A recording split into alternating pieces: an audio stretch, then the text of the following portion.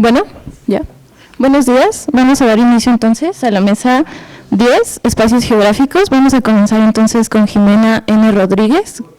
Ella viene de la Universidad de California en Los Ángeles, Estados Unidos, con la ponencia Espacios liminares y tomas de posición en los confines del imperio, el barco y la playa. Entonces le cedemos la palabra a Jimena. Hola, muchas gracias. ¿Se escucha? ¿Se escucha? ¿No se escucha? Hola, hola. Hola. ¿Ahora sí? ¿Ahora sí? Ok. Bueno, muchísimas gracias. Un especial agradecimiento a mi queridísima maestra Luz Helena, que me invitó a este congreso, me mandó la información de este congreso. Yo no vengo a hablarles de Humboldt, vengo a hablarles de unos viajeros a la California que me han interesado desde hace algunos años. Así que bueno, voy a empezar. Los españoles no fueron los primeros en llegar a California. Esa tierra mítica y llena de extremos. Pero California fue territorio español y después mexicano hasta 1848. Lo que llamó mi atención de la historia de la temprana California fue la particular manera en que los españoles llegaron a la región. En el siglo XVI, el territorio que hoy conocemos como California, norte, sur, alta o baja, fue un lugar avistado desde el mar por los únicos que podían llegar lejos a los confines del mundo, los navegantes. Los primeros discursos que componen la región son diarios de navegación, en donde el mar se interpone entre la mirada del navegante y la tierra desconocida. Desconocida, claro, para quienes llegaban, ¿no? Consecutivamente, por casi 2 siglos, aunque con intervalos, los navegantes observaban las Californias desde lejos. Mientras que algunas expediciones tuvieron el impedimento puntual de ir tierra adentro, otras fundaron asentamientos que no prosperaron y fueron abandonados, como es el caso de la expedición que el mismo Hernán Cortés capitanea en 1535 y que funda la ciudad de La Paz en Baja California, que tiene que ser abandonada rápidamente en menos de un año. Quien se proponga entonces considerar la historia y la geografía de la temprana California debe hacerlo desde el océano. En este sentido, el mar no es una metáfora, es una zona de circulación de saberes, y las naves un lugar de producción e invención de historias y geografías imaginarias. Una vez descubierto el Mar del Sur en 1513 y hallado por Magallanes el paso del Pacífico en 1520, el noroeste, todavía tierra incógnita, pasó a ser el repositorio de los sueños y anhelos europeos, porque, como asegura Fernando Ainsa, el espacio americano se configuró para los ojos occidentales como un conjunto de lugares posibles. Interesados en descubrir el secreto de la costa, consignar información de utilidad y encontrar una ruta corta a las Indias, la no encontrada por Colón, se sucedieron las primeras incursiones marítimas desde la Nueva España a las Californias. El avance no fue lineal ni progresivo, así como tampoco significó la ocupación regular y definitiva de las tierras, muy por el contrario. Las más tempranas experiencias fueron las naves enviadas por Hernán Cortés, quien buscó incansablemente nuevos espacios geográficos, siempre convertidos en promesas incomparables en sus cartas de relación. Después de sus incursiones al sur, el noroeste y las Californias vendrían a ocupar ese mismo lugar del imaginario, el de la promesa, el mito y la aventura. Por esto mismo, los textos de estas primeras expediciones marítimas tienen marcas de la distancia en la escritura. En el temprano siglo XVI y en los confines del imperio, California fue una más de las tantas conquistas imposibles de lugares posibles, en donde la lejanía funciona como un lente que proyecta fundamentalmente sueños y expectativas. La especificidad de California en tanto conquista imposible descansa en el barco como intermediario. El barco es, en un sentido abstracto, una prolongación del imperio. Pero ¿qué posibilidades críticas tiene la nave en tanto brazo lejano del imperio? ¿Y cuáles son las formas de apropiación del territorio desde la nave? Los navegantes a California tomaron posesión de las tierras que avistaban y para ello utilizaban un acta leída desde la cubierta del barco o leída en una breve ceremonia de apropiación realizada en las playas por un número muy reducido de hombres. En algunos casos bajaba el capitán, el escribano y 2 testigos, y en otros ni siquiera desembarcaban. Pongamos, por ejemplo, 2 excursiones consecutivas, la expedición de Fernando de Ulloa de 1539 y la de Juan Rodríguez de Cabrillo de 1542. Ambas expediciones corresponden a la primera etapa de exploración de California, iniciada por Hernán Cortés y continuada por el virrey Mendoza, etapa que logra relevar las costas y la naturaleza insular de Baja California, entonces y por algún tiempo sospechada isla. El caso es que Francisco de Ulloa capitanea el último de los viajes encomendados por Cortés. Cortés había organizado otras 3 expediciones, incluso había viajado en una en donde funda La Paz. Ulloa sale de Acapulco el 8 de julio de 1539 con 3 barcos. El menor de ellos, el Santo Tomás, naufraga casi inmediatamente, y los 2 restantes continúan y logran navegar y precisar la totalidad de la existencia del Golfo de California o Mar de Cortés por la costa norte hasta la desembocadura del río Colorado. Ulloa bautiza el Golfo como Mar Bermejo por el sedimento oscuro del río que colorea el mar en su desembocadura. Pero Ulloa no entra por el río, y aunque no está seguro si se trata de un río o un estrecho, envía de regreso al barco Santa Ana con las noticias y se queda en la zona con el barco Trinidad. Antes de llegar a este punto y a lo largo de su viaje, Ulloa toma posesión de la tierra, y de estos actos o tomas de posesión se conservan algunas actas escritas o firmadas por su escribano, Pedro de Valencia, quien deja entrever en el texto la ceremonia realizada por el capitán en la playa. La playa es, en cierto sentido, un lugar liminal, un pasaje o transición, un periodo en donde el individuo no se ubica ni aquí ni allí, sino en un lugar extraño y contingente. Según Margaret Cohen, en su clásico artículo sobre los cronotopos del mar, la playa es el mejor ejemplo de una zona de contacto, una noción acuñada por Pratt para explicar los espacios de encuentro en donde contactos culturales, se ponen de manifiesto y en escena, a menudo de forma asimétrica. Este es un buen punto para pensar las tomas de posesión sucedidas en California en el siglo XVI, porque en general el contacto fue nulo, o al menos los textos nada indican al respecto. Usualmente solo desembarcaban un pequeño grupo de hombres que tomaba posesión de la tierra desde este espacio liminal y fronterizo, la playa, para inmediatamente regresar al barco y seguir adelante. El contacto, podríamos decir, siguiendo a Pratt, asimétrico no solo por la violencia del acto en sí, sino por la particular cuestión de que pasan rápidamente por el lugar y lo reclaman como propio. A comienzos del mes de septiembre, Ulloa realiza 2 tomas de posesión.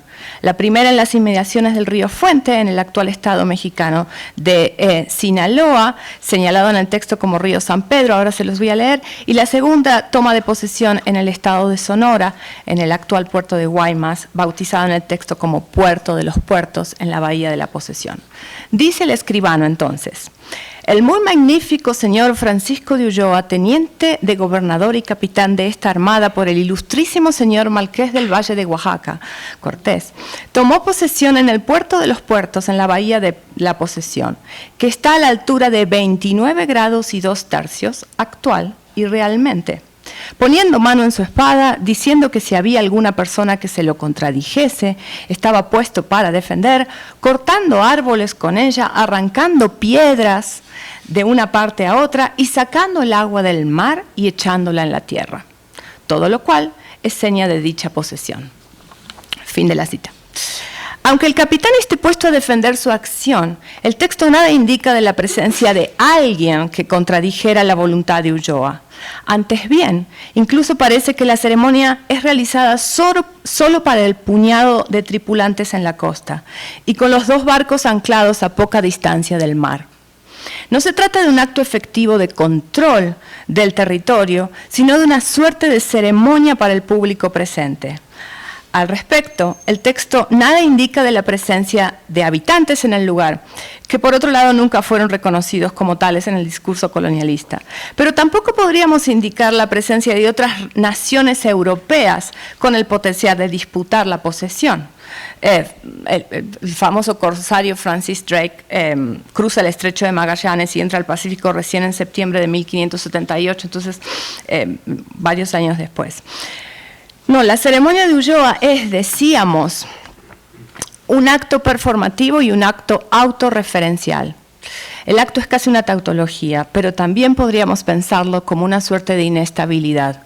El discurso de los primeros navegantes a California presenta así la cartografía del continente y su incorporación al imaginario europeo en términos de control, pero también revela los intersticios que nos permiten deconstruirlo y así dar cuenta que las fuerzas de conquista y colonización son fragmentarias, contradictorias y paradójicas.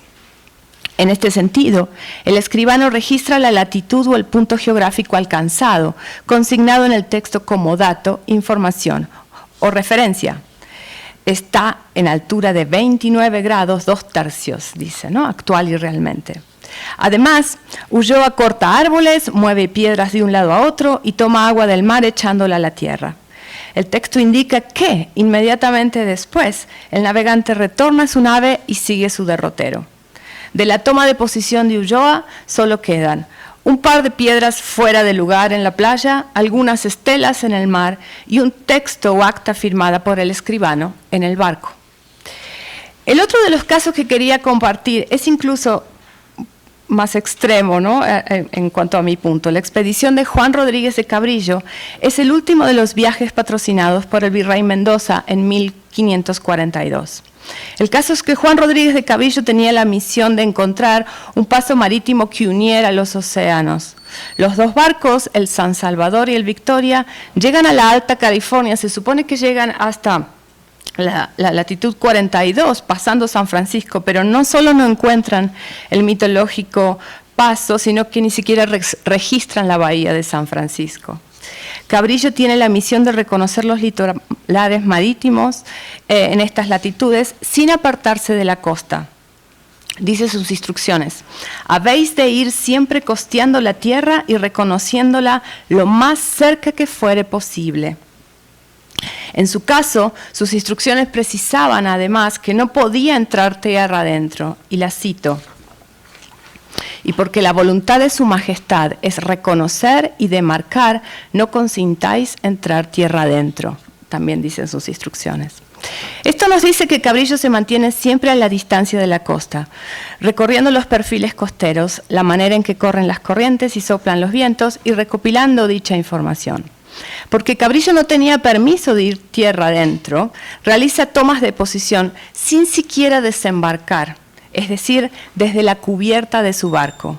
Por ejemplo, cuando llega a la Bahía de los Pinos. Anduvieron barloventando, dice el texto, anduvieron barloventando ese dicho día y noche, y para tomar posesión echaron el ancla en 45 grados. No osaron ir a tierra. Así, frente a un territorio que se extendía hasta el horizonte, se tomaba posesión, desde el barco, de toda la tierra que la mirada del navegante pudiera abarcar, ¿no? Costas, llanuras, coníferas, montañas, arenales, ríos, etc. Los perfiles continentales están dispuestos a la intervención, incluso sin desembarco, y con el solo acto de poner un nombre se toma posesión de la tierra y se sigue adelante. Las costas se presentan así como un espacio de colonización, fácilmente apropiable desde el punto de vista del navegante, quien no abandona el espacio simbólico del mundo de origen, el barco, en un acto de conquista o expansión.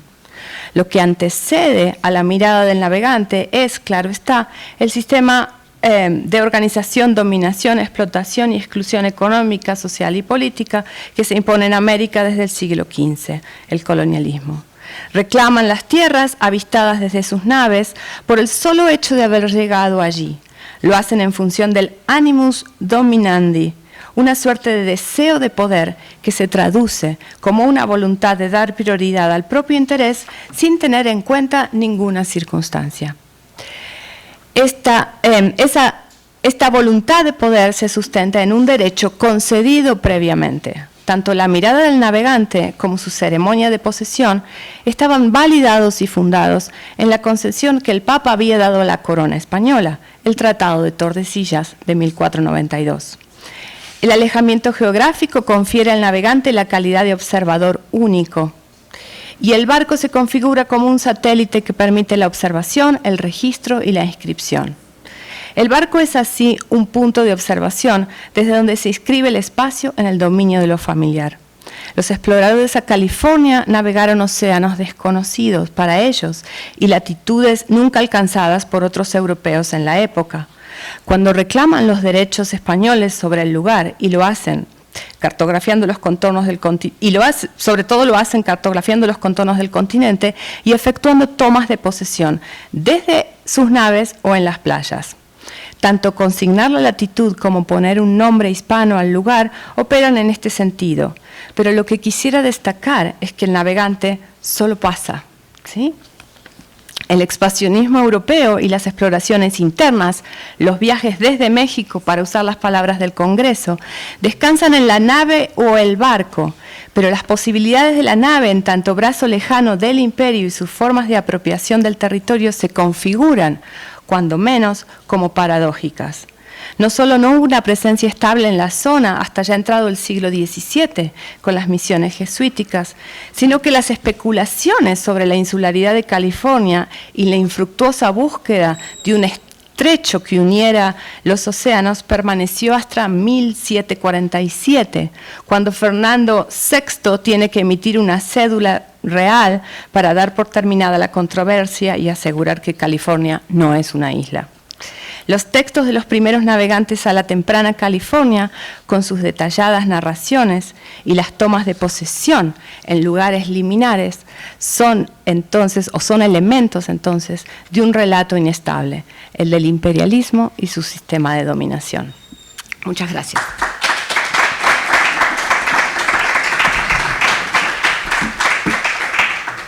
Muchas gracias, Jimena. Ahora pasamos con la intervención de Rafael Morales Cendejas. Él viene del Centro Universitario de Arte, Arquitectura y Diseño de la Universidad de Guadalajara. El título de su ponencia es El eco global de la fumarola, explorando las ruinas del volcán Paricutín en México.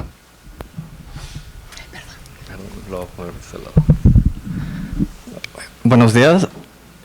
Esta ponencia se sumerge en la historia cautivadora y el impacto trascendental del volcán Paricutín en la comunidad científica y en la percepción global de los fenómenos volcánicos. La ponencia se divide en 3 partes: el surgimiento del Paricutín y su impacto inmediato, implicaciones científicas y turísticas del Paricutín, el Paricutín en la imaginación popular. Situado en el estado de Michoacán, México, el Paricutín es uno de los fenómenos naturales más fascinantes del siglo XX. Surgió repentinamente un 20 de febrero de 1943, en un campo de maíz, sorprendiendo no solo a los habitantes locales de la comunidad purépecha, sino también al mundo entero. Este volcán, considerado uno de los más jóvenes del planeta, se convirtió rápidamente en un punto de interés para científicos, periodistas y curiosos de diversas partes del globo. En los primeros días de la erupción, los periódicos de Michoacán describieron al Paricutín como un monstruo de fuego, un gigante de humo y cenizas. Estas metáforas intentaban capturar la magnitud y el dramatismo del evento. Los relatos iniciales enfatizaban la sorpresa y el miedo de los habitantes locales, quienes fueron testigos de cómo un volcán emergía prácticamente de la nada. Los titulares solían destacar la rapidez y el poder destructivo del volcán, utilizando frases como: nace un volcán en Michoacán, la tierra se abre y expulsa fuego. La prensa de Michoacán también documentó la llegada de científicos, tanto mexicanos como extranjeros, que viajaron a la región para estudiar el nuevo volcán. Los periódicos describían cómo estos expertos medían la altura del cono volcánico, analizaban las muestras de lava y ceniza y observaban la actividad eruptiva. Los artículos solían subrayar la importancia científica del Paricutín, destacándolo como una oportunidad única para el estudio de los procesos volcánicos. Además de cubrir los aspectos científicos, los periódicos se centraban en el impacto social y humano del evento. Relatos sobre la evacuación de las comunidades cercanas, el temor a una catástrofe mayor y las dificultades que enfrentaban los desplazados eran comunes. Se narraba cómo los habitantes de pueblos como San Juan Parangaricutiro intentaban salvar sus pertenencias mientras la lava avanzaba inexorablemente hacia sus hogares. La cobertura reflejaba una mezcla entre empatía por los afectados y admiración por su resiliencia. Algunos artículos de la época también mencionaban las creencias y mitos que comenzaron a circular entre la población local. Se hablaba de cómo algunos purépechas interpretaban el nacimiento del volcán como un castigo divino o como un presagio de cambios profundos en la región. La prensa recogía todas estas narrativas, contribuyendo a la construcción de un aura de misterio alrededor del Paricutín.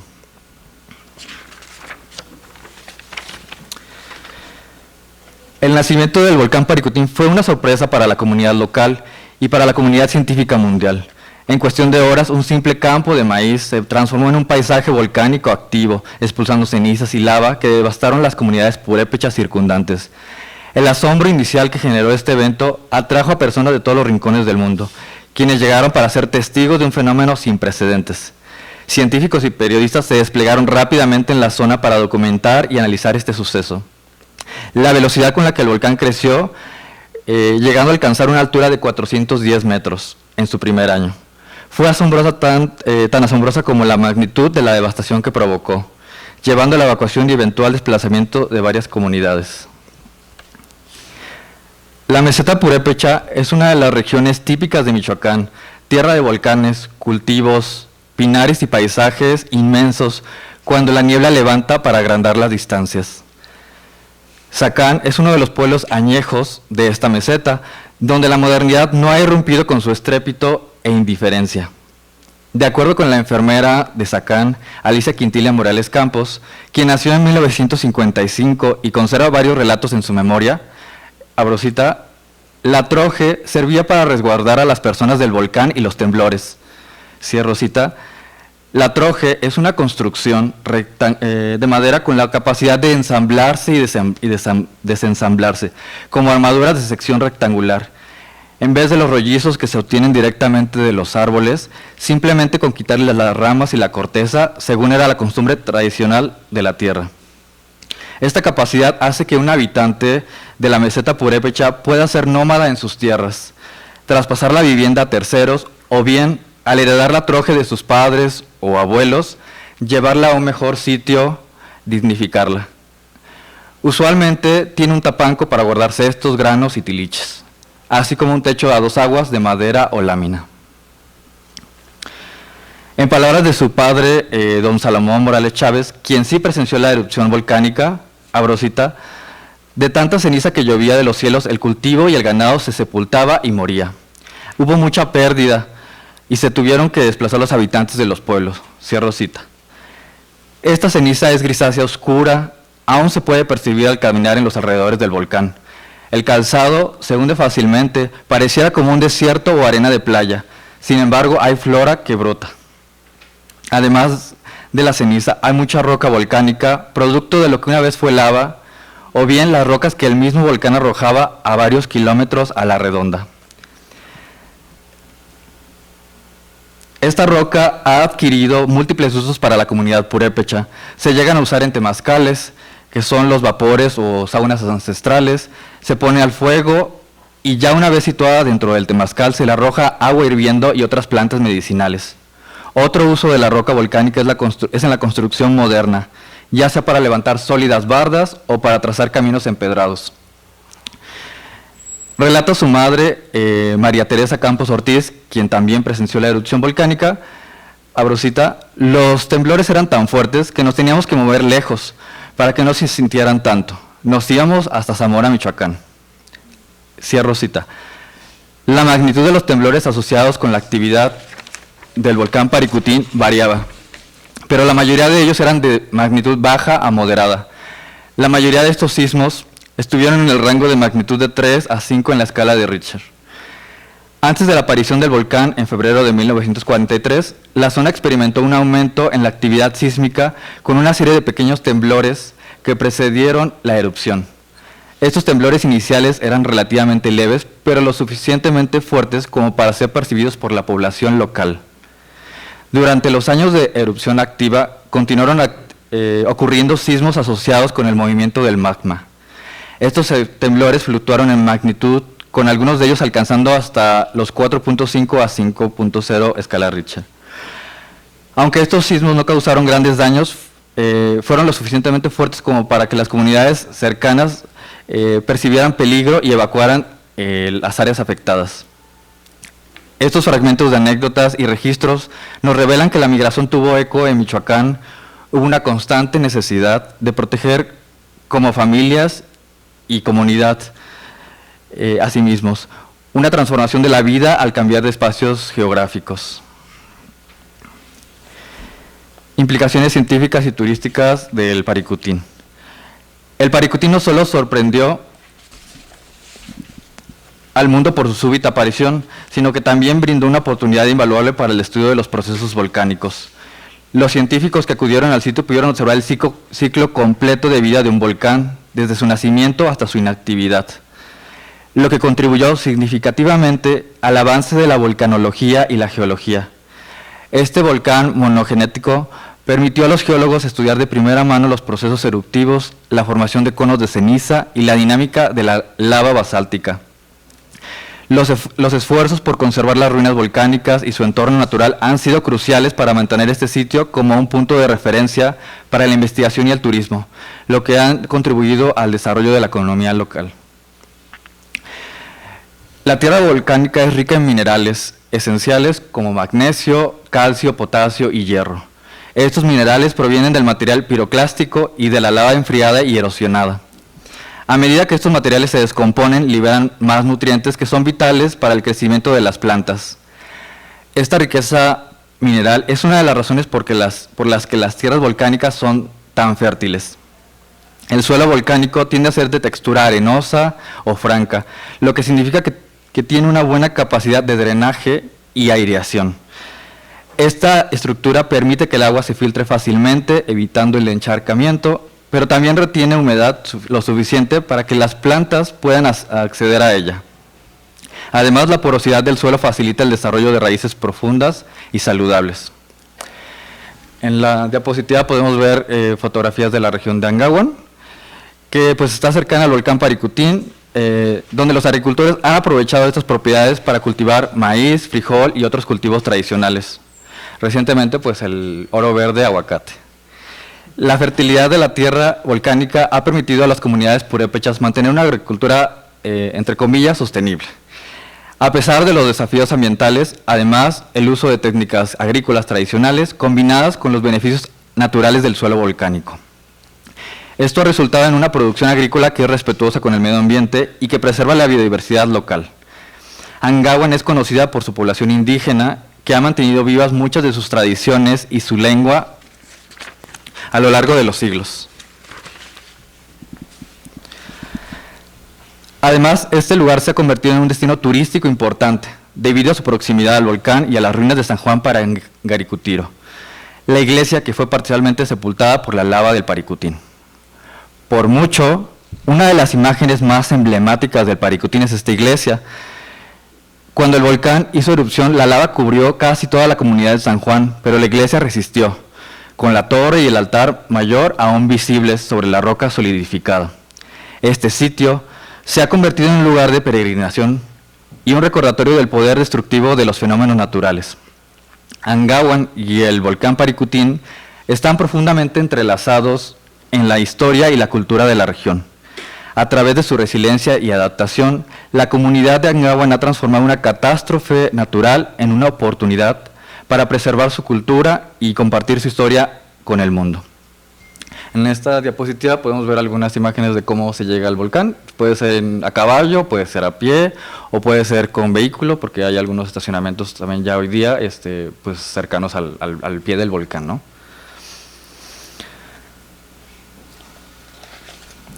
A pesar de la tragedia que trajo el Paricutín, la comunidad de Angahuan ha sabido convertir la cercanía al volcán en una oportunidad. El turismo es una fuente importante de ingresos para la comunidad y los visitantes pueden explorar el volcán, las ruinas de la iglesia y el impresionante paisaje volcánico que lo rodea. Los guías locales, que a menudo son hablantes nativos de purépecha, generalmente son niños, jóvenes, ofrecen tours que incluyen caminatas o paseos hasta el volcán. A veces incluso estos jóvenes pues se van abajo del caballo y quien contrata pues se va arriba del caballo.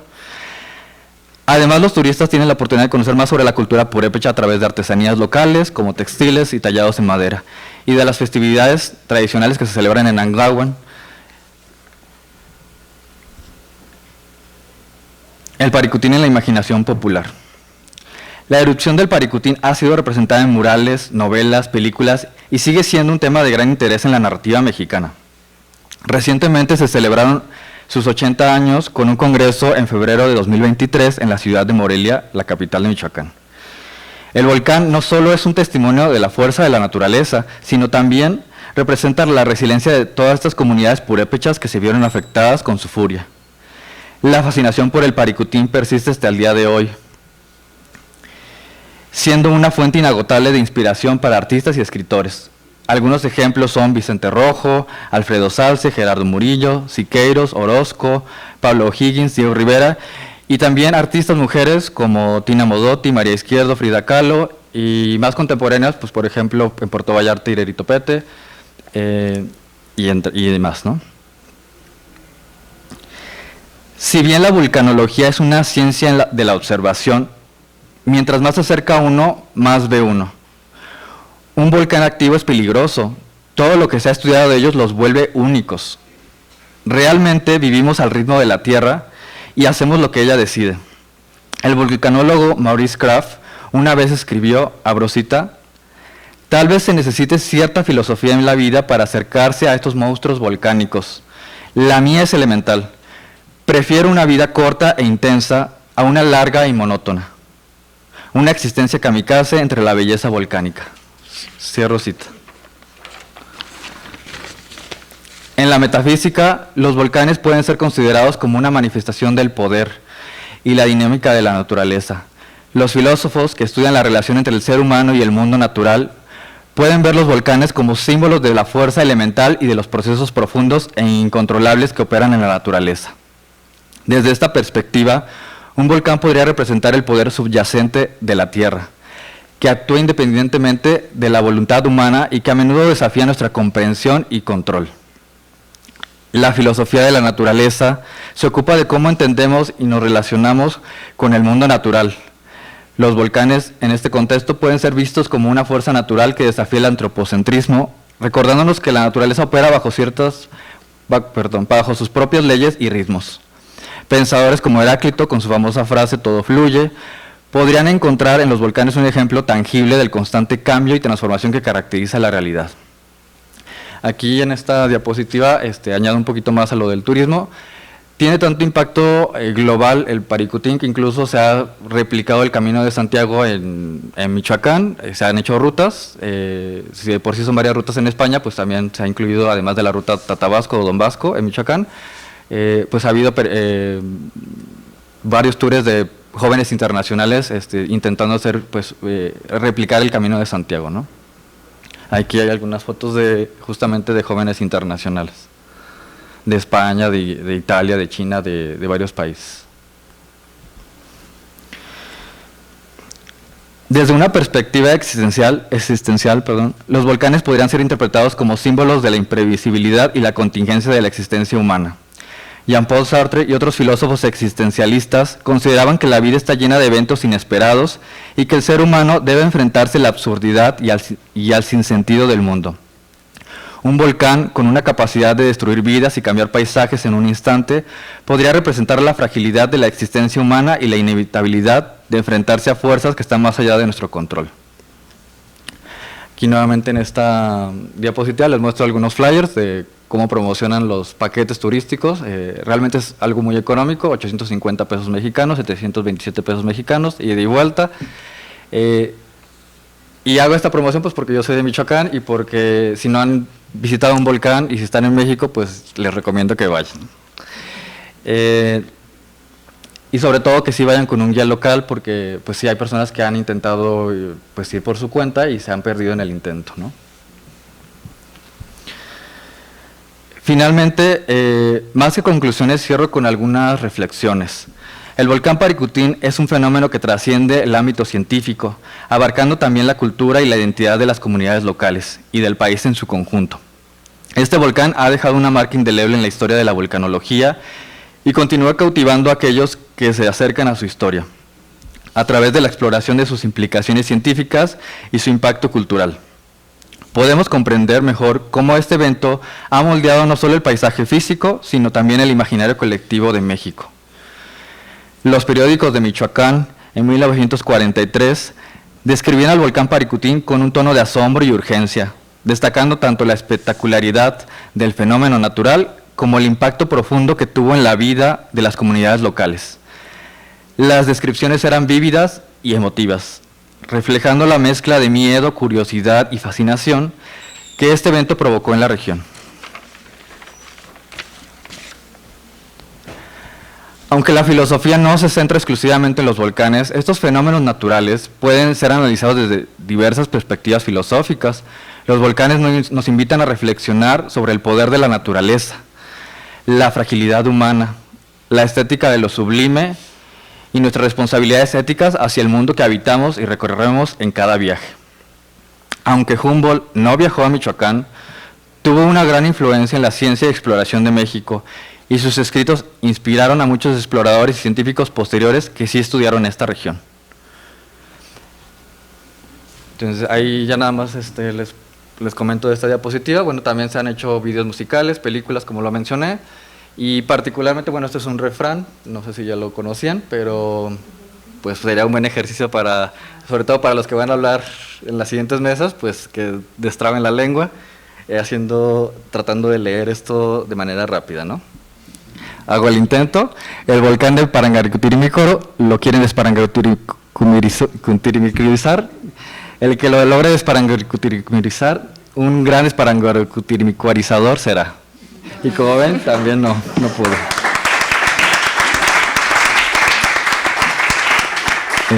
Gracias. Muchas gracias, Rafael.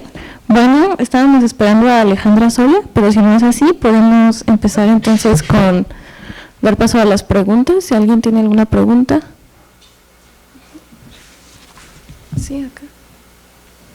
La primera es para Jimena.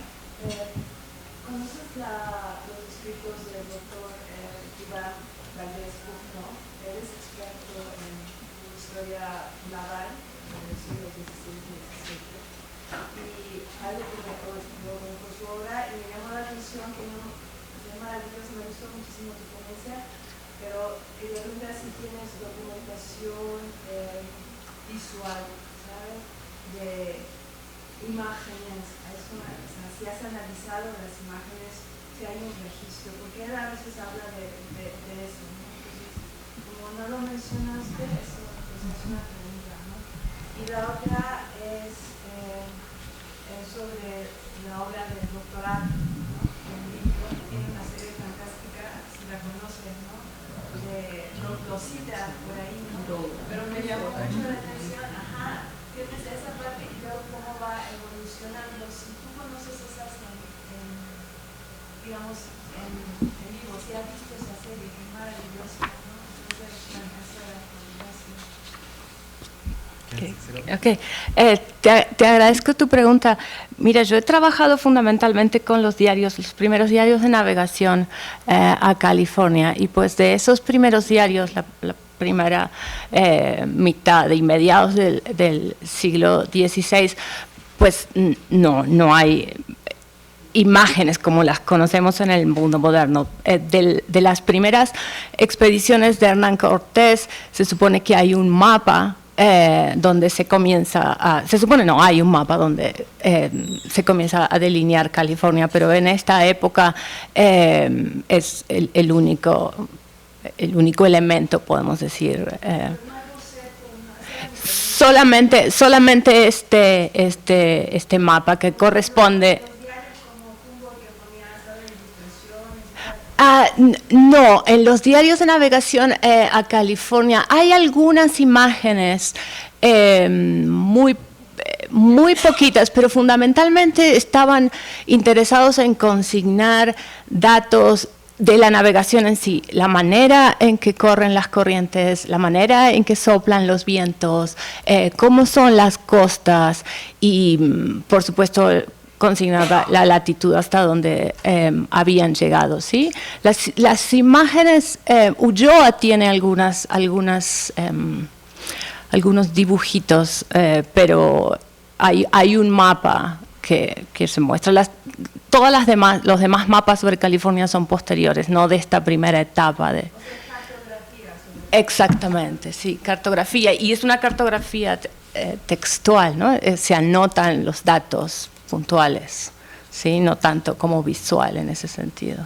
Aunque las relaciones, los diarios son bastante visuales, porque tratan de describir muy puntualmente cómo son las costas, pero con palabras, no con imágenes.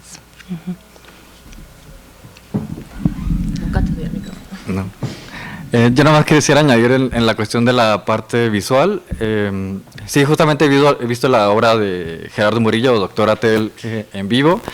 Y algo que no se ve aquí mucho, o que tiene, pues, sobre todo es que tiene obra en gran formato y que también tiene mucha textura alguna de su obra, al punto de que tú, si la tocas, obviamente no puedes tocar en un museo, en una galería, pero tal cual yo creo que si la tocas sientes que estás tocando un volcán o una lava o una roca volcánica o algo así. Entonces, eso es algo que pues yo le admiro mucho a Gerardo Murillo, como ese acercamiento de la textura, ¿no? Y por ahí también mencioné a alguien que recientemente vi un documental de Maurice Kraft, un relato de amor, y justamente los vulcanólogos tienen esa obsesión o esa pasión de tocar los alrededores, las piedras, las rocas. Entonces creo que el volcán es eso, no puede ser solamente un dibujo, una pintura lisa, necesita textura. Ok, tenemos otra pregunta por acá. Con respecto de Baja California, ¿hay documentación de interacción con pueblos originarios a lo largo de su exploración de la costa?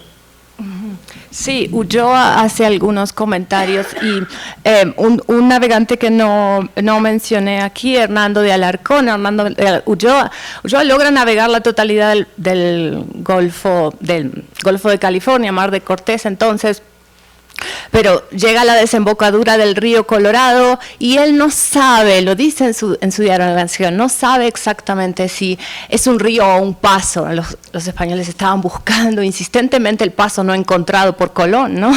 Entonces, no sabe. Posteriormente, el virrey Mendoza envía su última expedición, que es Hernando de Cortés, y Hernando de Cortés sí remonta el río Colorado con la sirga, ¿no? Luego hace 2 excursiones río arriba y él tiene más contacto con los habitantes del río. Los primeros no tanto, aunque Ulloa hace algunas menciones usualmente observa humos en la costa y especula sobre la presencia de los habitantes, ¿no? Tengo una pregunta respecto a volcanes también. Mencionó estudios científicos. ¿Hay estudios arqueológicos también?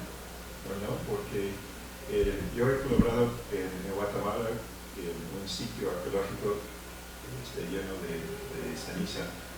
Hemos metido intrusión de plástico, después quitando la ceniza hay plantolitas de maíz. Como ocurrió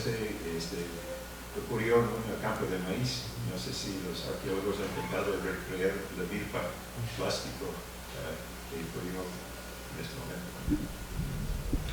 Pues justamente en las faldas del volcán sí hay un grupo de arqueólogos tratando de hacer investigación, pero no solamente justamente al lado del volcán, sino también en las comunidades, en los pueblos aledaños, porque pues la ceniza llegó a varios pueblos de la región, por ahí creo que había un mapita. Y en ese sentido, pues justamente platicaba con tíos y tías en estas pasadas semanas, que si tal cual en los pueblos de Esnacán, en Cirosto, en Calzoncin, se ponen a excavar, pues van a encontrar pues todo lo que sepultó el volcán, porque algunas cosas pues las tapó totalmente. ¿no? Y les salía mejor pues construir nuevamente. O como les decía, la troje, que creo que por aquí no puse un ejemplo de una troje, pues es una construcción típica de la comunidad purépecha y tal cual, pues yo no me imagino en esa época si alcanzaban a llevarse la troje, porque pues eso es una casa tal cual, ¿no? Pero pues a lo que voy es que pues sí hay, ¿no? Sí hay intentos de arqueología en las faldas y no se está haciendo en los pueblos, pero también podrían hacerse excavaciones y descubrir qué se sepultó, ¿no? Ok, tenemos aquí una pregunta. Nada más la curiosidad de cómo están pensando o hacer estas excursiones, comparándolo con el Camino de Santiago. ¿Cuál sería la finalidad? ¿A dónde llegan? O, en fin. Pues a mí me tocó vivirlo hace como 14 años y tal cual fue una ruta donde llegaron a Zacán y llegaron tal cual les dimos albergue, eran como 300 jóvenes, les dimos albergue, les dimos comida, los bañamos con manguerazos, como pudieron, porque pues eran jóvenes que pues no, o sea, no esperaban como un hotel 5 estrellas, simplemente buscaban como esta parte de una renovación espiritual, como ahí lo pongo, ¿no? El objetivo de este Camino de Santiago es una renovación espiritual y un crecimiento de la fe personal.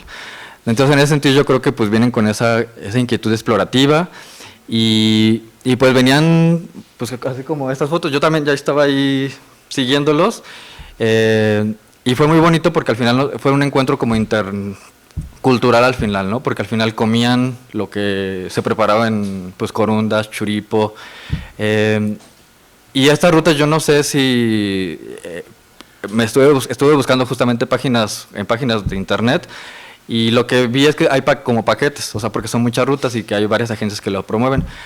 Pero lo que yo tengo entendido hace 14 años fue el gobierno español, porque hubo un patrocinio para los traslados de esos, porque eran muchísimos, eran 300 jóvenes, entonces les incluía los traslados y obviamente pues tenían que adaptarse a lo que la comunidad les ofreciera, ¿no? Porque que yo sepa no hubo un pago por parte del gobierno español pues a las personas que daban alojamiento, ¿no? Las comunidades purépechas se han caracterizado mucho por ser solidarias y pues en esa ruta pues fue una muestra de eso, de solidaridad, ¿no? Jimena, quería preguntarte, felicidades por la ponencia. Dada tu especialidad, al estudiar estos diarios, ¿te encontraste con muchos naufragios? Sí, como mencioné aquí, la característica de los viajes de los viajes internos, ¿no? Los viajes desde México, para usar las metáforas del Congreso en esta época, eran naves pequeñas, ¿no? Eran naves que no se podían alejar mucho de la costa y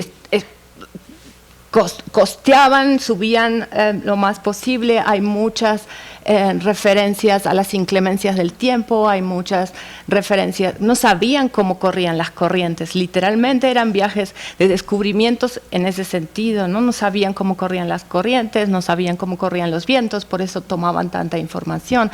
Hay varios naufragios, usualmente salían con 3 barcos, regresaba uno, salían con 3, regresaban 2, se mandaba la información que encontraban con uno de los barcos, casi como desesperados para mandar la información porque no se sabía si se podía regresar, ¿no? Es una de las metáforas del océano, ¿no?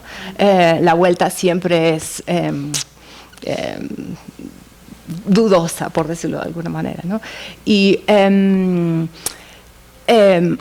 una cosa muy bonita que estoy trabajando ahora, además de las tomas de posesión, son las cartas enterradas. Muchas veces cuando llegaban a un sitio, justamente por esta nueva, por esto que les mencionaba del dudoso retorno, dejaban cartas enterradas, ¿no? Con la información. Esto es lo que pasó con el viaje de Hernando de Alarcón. Hernando de Alarcón, que logra remontar el río Colorado se da cuenta, es el primero en darse cuenta que California no es una isla, y dice algo muy bonito: California no reaísla, dice, sino que es punta de tierra firme. Son los españoles, yo no diría que eran novohispanos todavía, eran más españoles que novohispanos, dándose cuenta, ¿no?, de la geografía puntual del lugar. Y él envía un barco con esta información, pero también deja enterrada una carta al respecto.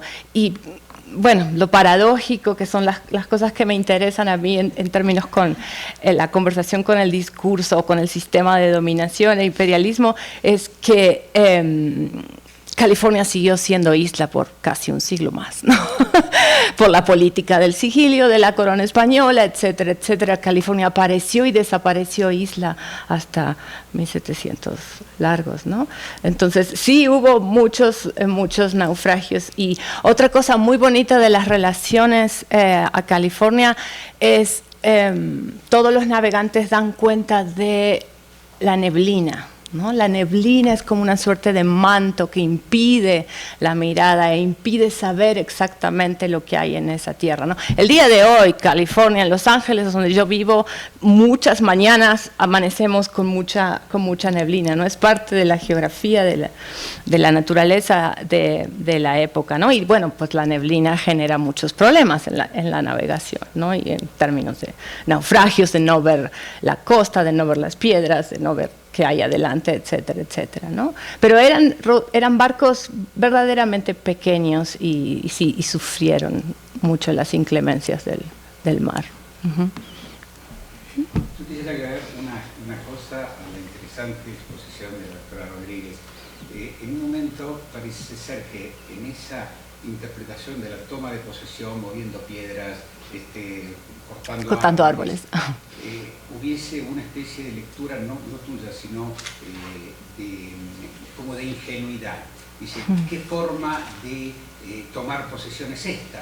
En realidad, si lo analizamos desde el punto de vista del derecho romano, la posesión no equivale a propiedad. La posesión es simplemente ese hecho, digamos, de tener un dominio material sobre la cosa.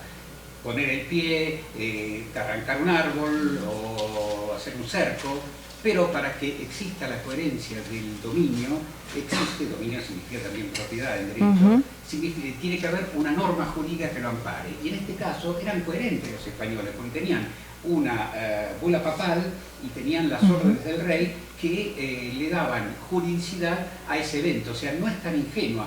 O sea, ellos simplemente aplicaban el derecho romano. O sea, tomaban posesión y la posesión implicaba propiedad porque había una norma que los amparaba. O sea, no era ingenuo. Estoy de acuerdo contigo. Cuando doy clases y le cuento a mis alumnos estas tomas de posesión, les parece muy gracioso, ¿no?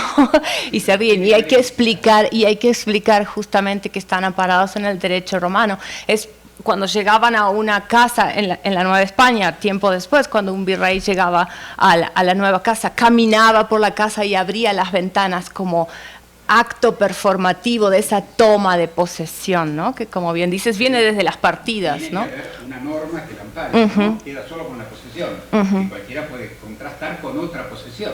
Exactamente. Quizás lo divisorio no está tanto en la toma en sí, sino en el hecho de que no había otras naciones europeas para contestarlo, porque claramente no estaban tratando de contestar a los habitantes de la tierra, ¿no? Los habitantes del lugar, sino otras naciones. Y lo paradójico, yo no diría que es ingenuo, sino lo paradójico es esta idea de que solo pasaban, tomaban posesión y solo pasaban, pero no había un asentamiento, no hubo un asentamiento en Baja California, en California hasta mucho después, ¿no? El primero fue Hernán Cortés cuando funda La Paz en 1535, pero la Paz tiene que ser rápidamente abandonada porque era una zona difícil y no pudieron sustentar. El mismo Ulloa fue dejado como capitán de la fundación y tiene que abandonar rápidamente. No hay presencia, podemos decir. Era una posición precaria. Exactamente. Siempre me fascinó esta idea del pasar y tomar posesión. Además se puede contrastar con otra posesión. Alguien puede hacer una acción posesoria. Exactamente. Tomar posesión y luego se discute o se combate. Exactamente. No, obviamente los indios no tenían conocimiento del derecho romano, se lo hubieran aplicado.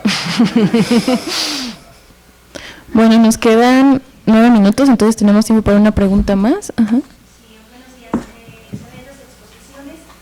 Mi pregunta, y hablando de la posesión, ¿hasta cuándo va a haber posesión cristiana? ¿No? Estos actores de las órdenes franciscanas, ¿cuándo se domina el peso? ¿Cuándo empiezan a sentarse? Solamente por mencionar, ¿hay registros de eso? Sí, yo solo he estudiado el siglo XVI y allí puedo atestiguar por los diarios de navegación que hay numerosas tomas de posesión, siempre de la costa o desde el barco, ¿no? Nunca con una presencia real en la zona. Pero bueno, tendrá que pasar otro siglo, ¿no? Hasta el siglo XVII, cuando llegan los jesuitas, comienzan a haber poblaciones estables. Pero no es algo que yo he estudiado en ese orden. Hay muchos especialistas en California sobre los jesuitas, ¿sí? Y las misiones jesuíticas, y hay muchas misiones que uno puede visitar. Ok, muy bien. Entonces, si no nos quedan más preguntas, concluimos la mesa 10 de Espacios Geográficos. Muchísimas gracias a los ponentes, estuvieron maravillosos.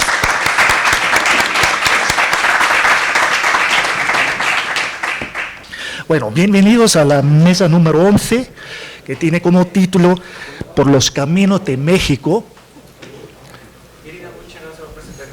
No se va a presentar acá. Entonces, bueno, eso significa que, bueno, tampoco nos vamos a pasar mucho de los 20 minutos, pero entonces tenemos un poco más de espacio, ¿no? Así que, relajaos. Vamos a empezar con una ponencia, digamos, a 4 manos, aunque solamente están 2 manos aquí, José de Jesús Arenas Ruiz y su colega Daniel Chávez Jiménez me dijo que también se encuentra ahí. Mucho gusto, pero José va a leer la ponencia ahí mismo, entonces a la hora de las preguntas seguramente que también se pueden dirigir a Daniel. Bueno, vamos a empezar entonces con esta ponencia que tiene como título El caminar de 4 viajeras mexicanas por el mundo. José, por favor, tienes la palabra. Muy buenos días, ¿sí me escuchan bien? Sí, muy buenos días, muchas gracias al comité organizador y gracias a ustedes por acompañarnos en esta lectura. Inicio. El caminar de 4 viajeras mexicanas por el mundo. Enriqueta y Ernestina Larrainzar tenían solo 15 y 12 años cuando emprendieron con su padre un viaje transatlántico en 1866.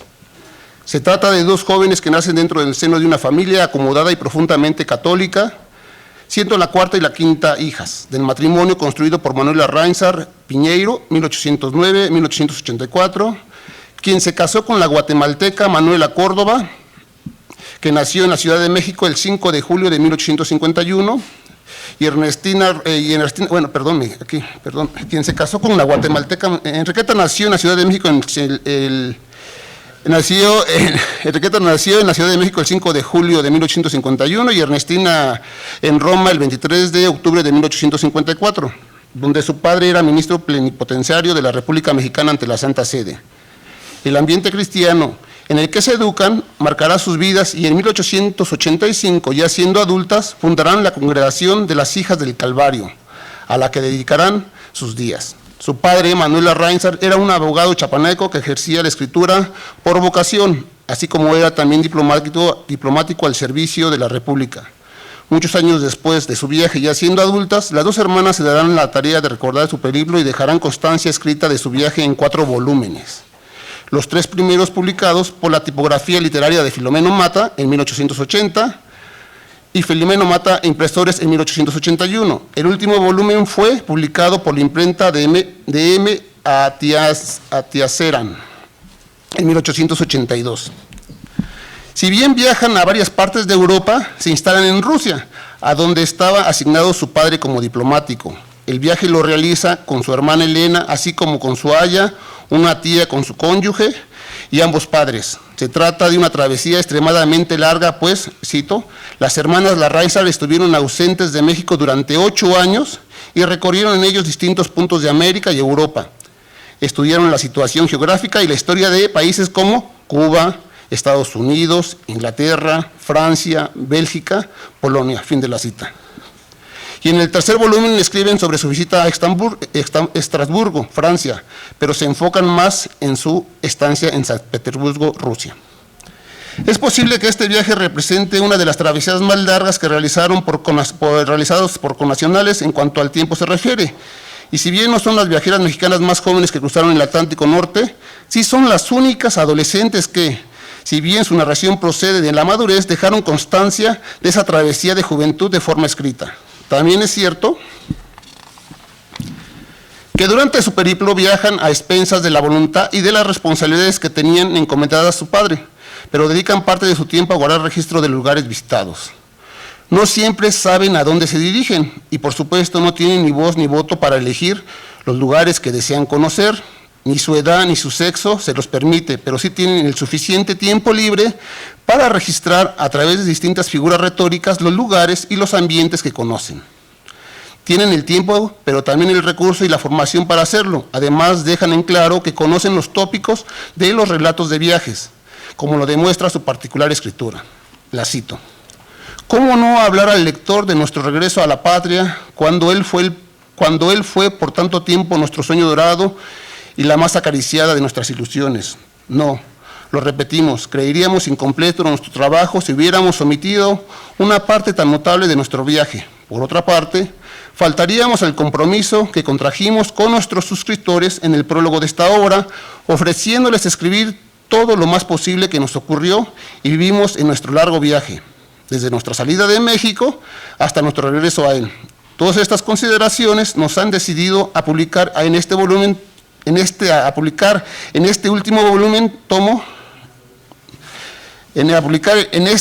tomo nuestro viaje de regreso, a pesar de los sacrificios y disgustos que siempre proporciona una publicación entre nosotros. Fin de la cita.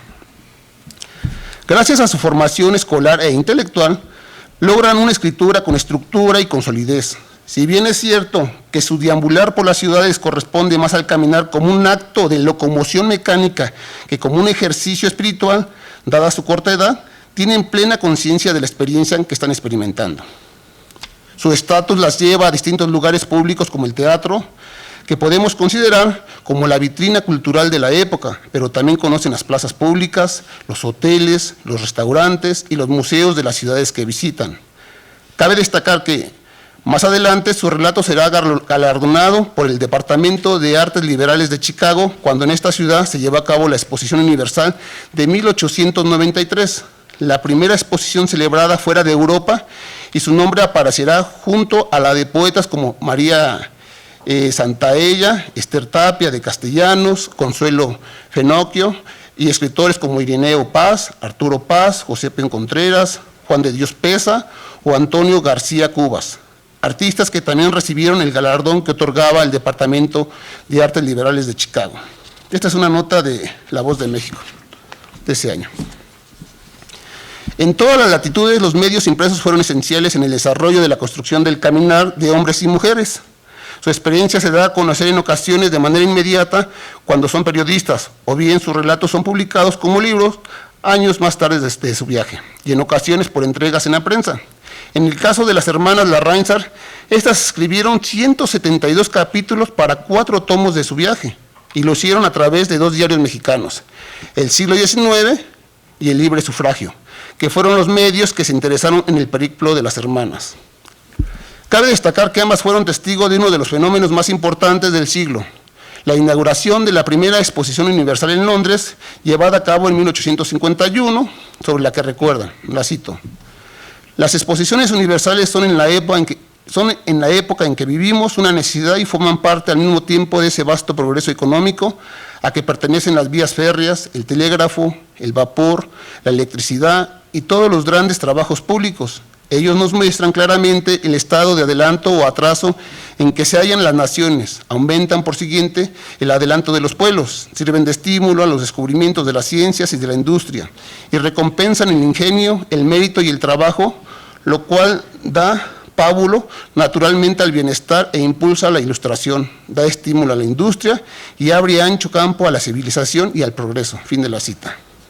También visitaron la Exposición Universal de París en 1867, a la que también dedican varios capítulos. Resulta notable que dos de los editores más importantes del siglo XIX, Ignacio Cumplido y Filomeno Mata, así como la sociedad mexicana en general, estaban interesados en la experiencia de las viajeras, que brindan nuevos elementos para conocer aquellas sociedades a las que la población solo podía acceder a través de los libros.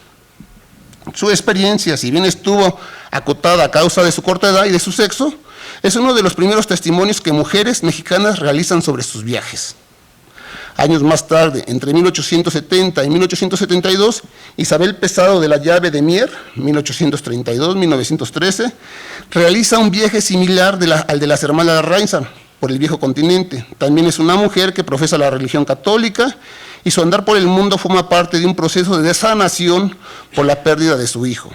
El resultado del periplo fue apuntes de viaje de México a Europa en los años de 1870, 1871 y 1872, que sería publicado tan solo 3 años antes de la muerte de la viajera. Mujer culta de 38 años, escritora y filántropa, la duquesa de Mier, como la describe Asia Musin, quien es una de las que acaba de realizar un estudio muy importante para la colección Ida y Vuelta al siglo XIX, un libro que se los recomiendo muy ampliamente.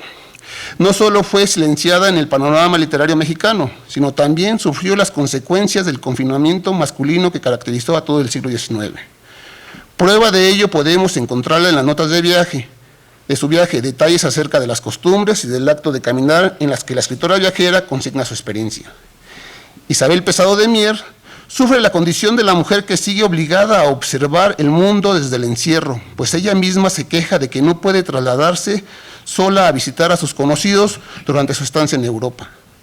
Visita como turista, junto con unos amigos de la aristocracia londinense, el Palacio de Cristal, obra arquitectónica que fue inaugurada 2 décadas antes para la primera Exposición Universal de Londres, donde estuvieron las hermanas Reinsar y Manuel Paino, y que será ejemplo de la arquitectura en las futuras exposiciones universales. Posteriormente, esta se ubicará las exposiciones universales se ubicarán en Sandman, a 4 millas y media de Londres. Este palacio estaba en la Exposición Universal de 1851 en Hyde Park, y después una compañía particular lo compró pasándolo al sitio donde se ve la obra. Tenemos la idea y la teoría de que el doctor Daniel y yo, que estos son los primeros sitios que se empiezan a construir es profeso para este tipo de fenómenos, y queda la Torre Eiffel, todos estos inmuebles, ¿no?, pasan a formar parte no de la arquitectura de las ciudades, pero pasan a ser unos hitos modernos dentro de la historia de cada pueblo, ¿no?, que se ocupa de estas exposiciones. La viajera informa que hay 2 maneras para llegar al lugar, una es por ferrocarril y la otra en automóvil, que es la opción que ella y sus compañeros eligen. La descripción que hace del edificio es que, la cito, se compone de una gran nave con 2 más bajas en las extremidades y 2 elevadas torres que se ven a la larga distancia. Está edificado con hierro y cristal, hay preciosas fuentes con flores acuáticas y muchos macizos de flores, todas de invernadero. En el centro de la nave principal hay 3 órdenes de pisos. En este inmenso palacio se encuentran teatros, salones para conciertos, donde se dan bailes también, bazares con todo lo necesario, y aún superfluo para la vida, desde joyas hasta zapatos. Es una verdadera exposición nacional e internacional. Fin de la cita. No obstante, Apuntes de viaje de México a Europa no solo representa uno de los primeros esfuerzos que las viajeras mexicanas realizan para poder exigir su libre deambular por el mundo, es además un acto de emancipación que, a través de la escritura, les ayuda a romper el silencio que les ha sido impuesto, pues se encuentran en el relato de viajes y en el caminar la oportunidad de ocupar un lugar en la escena moderna de las grandes ciudades. Años más tarde, en el caso del siglo XIX, otra viajera mexicana, Laura Méndez de Cuenca, 1853-1928, recorre parte de los Estados Unidos. En 1891 visita San Francisco, en California, y desde 1892 a 1898 reside en dicha ciudad. No sin pocos obstáculos, Méndez de Cuenca tuvo que abrirse camino también en el mundo profundamente restringido al ámbito masculino. Amante del poeta Manuel Acuña, tuvo un hijo con él, que murió prematuramente. La escritora y periodista colaboró en los medios de comunicaciones más importantes de la Ciudad de México, como El Imparcial, El Mundo Ilustrado, El Correo Español, y en el interior de la República, El Mercurio de Guadalajara y La Luz Latina de Veracruz. La cito: este acontecimiento dio origen a su eminente y multidisciplinaria carrera como escritora, como una literata notable en su época, porque fue la única que logró con sus obras incursionar en todos los géneros literarios: poesía, novela, cuento, ensayo, traducción, crónica de viaje, periodismo, educación y biografía. Y además consiguió que casi todas fueran publicadas de forma exitosa en las antologías, periódicos y revistas mexicanas más destacadas de la época. Los trabajos de Laura Méndez de Cuenca fueron la extensión de su alma y temperamento, pero también un reflejo de su visión social, política, educativa y revolucionaria. Buscaban impulsar los derechos de las mujeres, combatir la ignorancia y la marginación, además de promover el desarrollo de México a través de la innovación educativa. Fin de la cita. Desde los Estados Unidos, la escritora enviará algunas crónicas de viaje y cuentos para su publicación en medios mexicanos. Así escribe la novela corta La Confesión del Ama de 1896 en la revista Hispanoamericana, publicación de la que además era directora. Será en este libro y en muchos de sus relatos que da a conocer en la prensa, donde comenzará a consolidarse el germen de la escritora que reivindicará los derechos de las mujeres y serán, junto a las mujeres, las grandes protagonistas de sus relatos. Laura Méndez de Cuenca vivió más de una cuarta parte del siglo XX y gracias a ello experimentó en carne propia numerosos y significativos cambios en el ámbito de la reivindicación feminista. Comprendía muy bien que la mujer estaba ya cansada de ser adorada e incensada a costa de la ignorancia, que es la relajación del espíritu, y la inacción, que es la muerte del cuerpo. Es una cita de una frase de una idea de Laura Méndez de Cuenca. Y reconoció temprano, que la cito, que las mujeres de la clase media cultivada como flor de la canela aclimada y en perfecta ociosidad son las que han gritado: rebelémonos, y se rebelaron. Estas son las que quieren ser médicos, abogados, legisladores y cuanto hay, en vez de muñecas de tocador. Vaya que quieren ganarse el pan con el sudor de su rostro en vez de agradecerlo. Fin de la cita. Además, fue directora de la Escuela de Niñas número 26 y fundadora de la Escuela Infantil, ambas instituciones del entonces Distrito Federal. Fue también subdirectora de la Normal de Profesores de Toluca, y en su poema Viaje escribe, la cito: y voy con todos a donde todos van. Cierro comillas. Y así lo hizo, pues como profesionista del periodismo, al inicio del siglo XX, en 1903, fue nombrada como corresponsal para cubrir la Exposición Universal de San Luis, Missouri, en los Estados Unidos, para estudiar los métodos de enseñanza más modernos del momento. Y de mayo a agosto de 1904, hizo más de 15 entregas para el Diario del Hogar. Entre los muchos cargos en el área académica en las que estuvo al frente de la juventud mexicana, Méndez de Cuenca construyó sus trincheras, de las cuales defendió una nueva manera de observar y enfrentar la realidad de un país que buscaba los caminos de la modernidad, mismo que no terminaba de comprender cuál sería el papel de las mujeres en el nuevo siglo. Es claro que las hermanas Larrainzer pueden viajar gracias a que contaban con los recursos económicos para hacerlo, como otras mujeres que ya fueron proporcionados en estos recursos por padres de familia, la familia o el marido, pero en el caso de Laura Méndez de Cuenca es completamente distinto. Viaja gracias a su profesión, ocupa diversos puestos dentro de la administración educativa y esto le permite mantenerse por sí misma en el extranjero. Estamos ante un caminar distinto, de una nueva viajera que ya se encuentra plenamente emancipada. El viajar le permite no solo conocerse, sino también conocer al otro y le abre a la diversidad que el mundo le ofrece, además de sentar las bases para la conquista de nuevos espacios, aunque sea de manera transitoria. Comienza así a escribir sus propios relatos y con ello inicia la construcción de la imagen colectiva de la mujer de la segunda mitad del siglo XIX y principios del siglo XX. Son flanés, pero también antiflaner, porque ya no conocen la ciudad como los hombres, la conocen como mujeres y la reivindican en cuanto a mujeres. Que observan y escriben y ocupan la ciudad reivindicándola y lo hacen desde la transgresión a un relato, a un mapa, a un rol social y a un silencio que le ha sido impuesto. El primer paso para consumar el andar, el caminar como un acto de libertad lo dará por explotará por propia iniciativa la mujer mexicana desde el ejercicio de sus distintas profesiones, maestras, periodistas, escritoras, enfermeras, pero resultará esencial el proceso de la escritura para consolidar este andar. Crónicas, relatos de viajes, novelas y libros en general darán cuenta de una nueva realidad y serán las mujeres, y principalmente las viajeras mexicanas, las que brindarán nuevas pinceladas que dibujarán los amaneceres del naciente siglo. Solo así se completarán los claroscuros que la masculinidad mexicana no podía o no quería abordar. Fin de la lectura. Muchas gracias.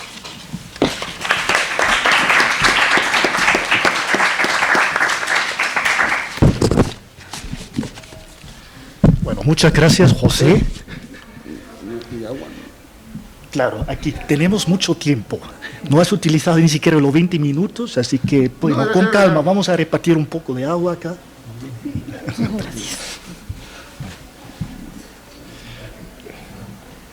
Por favor.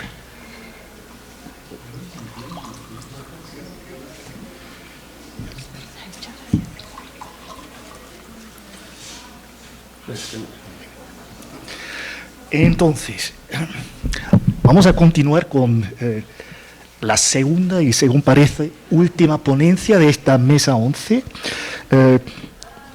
Tengo el placer de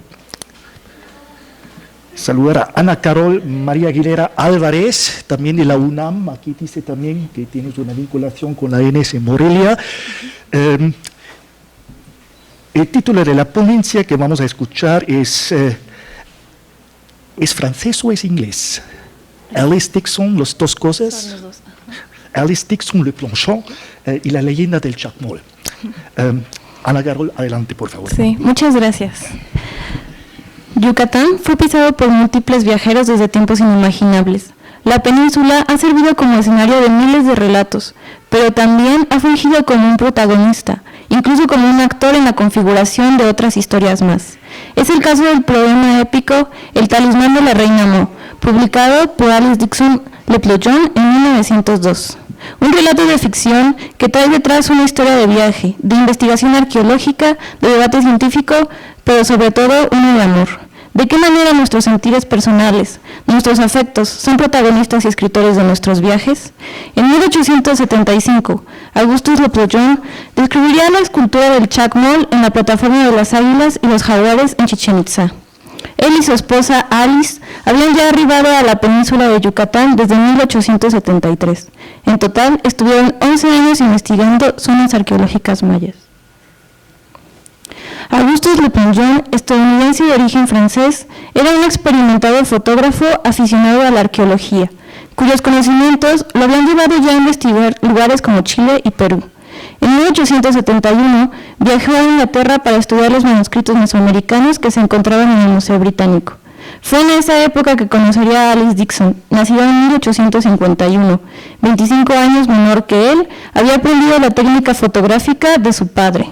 Según Lawrence Gustav Desmond, en su libro A Dream of Maya, Auguste and Alice Le Planchon in 19th Century Yucatán, fue la personalidad amable del investigador lo que capturó la atención de la joven, y cito: aunque todavía no tenía 20 años, la joven bien educada mostraba un porte y una confianza en sí misma notables.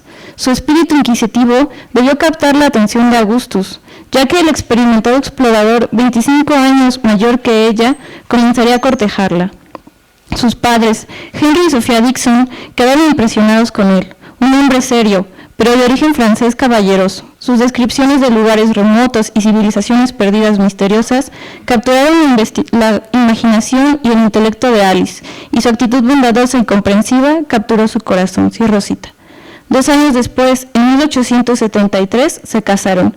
Al poco tiempo se embarcarían hacia Yucatán. Contrario a lo que se pudiera pensar, Alice no solamente era una acompañante, sino fungió un rol muy activo dentro de las investigaciones. Entre los dos formaron un equipo que logró registros de zonas como Uxmal, Chichén Itzá y Mayapán mediante fotografías. Sin embargo, su quehacer arqueológico no se limitaba solamente a fotografiar los sitios, sino a buscar las pruebas que comprobarían su teoría de la cultura maya como origen del antiguo Egipto, también habitantes de la Atlántida. Después de breves visitas a la zona arqueológica de Uxmal, 2 años después y acompañados de una escolta militar, La pareja visitaría la zona arqueológica de Chichén Itzá. Pasarían 3 meses trabajando ahí.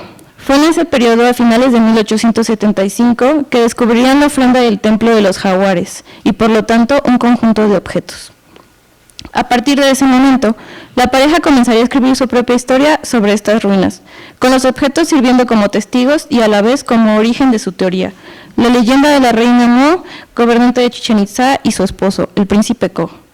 El primero de estos objetos fue la escultura de piedra caliza con forma de jaguar. La cabeza faltante, según el ployón, se encontraba a poca distancia, era la cabeza de representación humana.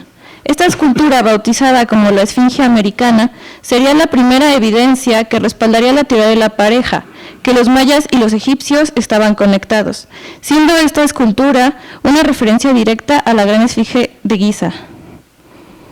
El tigre con cabeza humana, llamado así en los periódicos de la Ciudad de México, se ha asociado con el príncipe Ko y fue la primera en ser nombrada Chacmol. Chac, tormenta o poder irresistible, y Mol, la pata de un animal carnívoro, traducido en su totalidad por Le Plongeon como leopardo.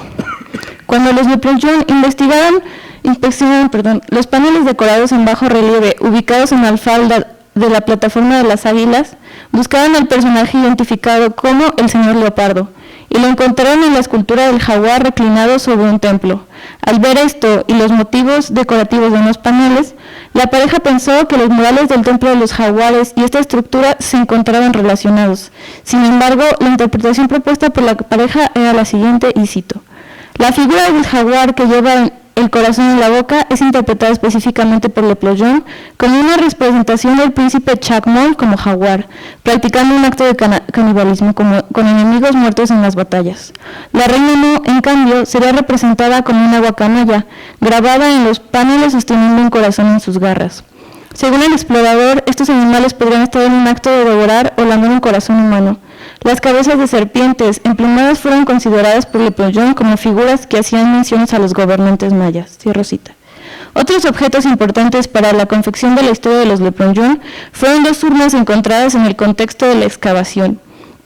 En una se encontró un poco de polvo y el interior estaba pintado de rojo, lo que llevó a Augustus a concluir que dentro de la urna lo que se encontraba era la sangre seca y las cenizas del príncipe Ko, mientras que en la otra se encontraba una cuenca redonda de jadeíta, que fue interpretada como el talismán de la reina Mo, joya que el explorador regaló a su esposa Alice.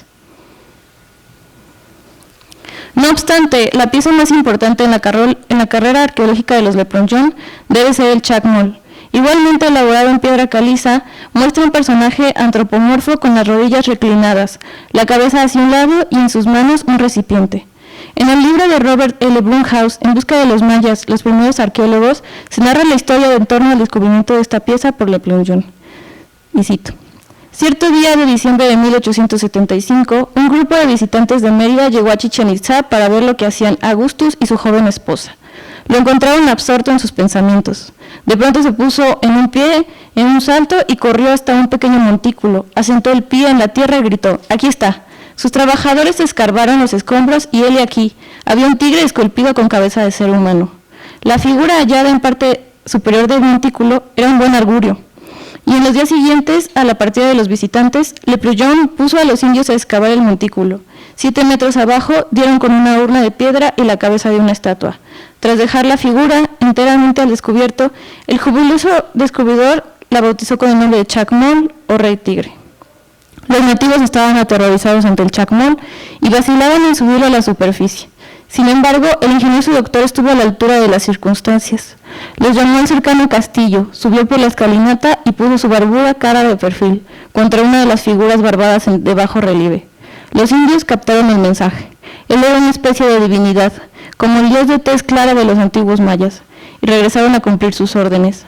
Aunque la anécdota se antoja exagerada y ha causado risa por imposible, medio siglo después, otro arqueólogo escuchó en Chichén contar la historia a un indio tal y como lo oyó de su abuelo, quien creía que Le Plongeon estaba en contacto con fuerzas sobrenaturales.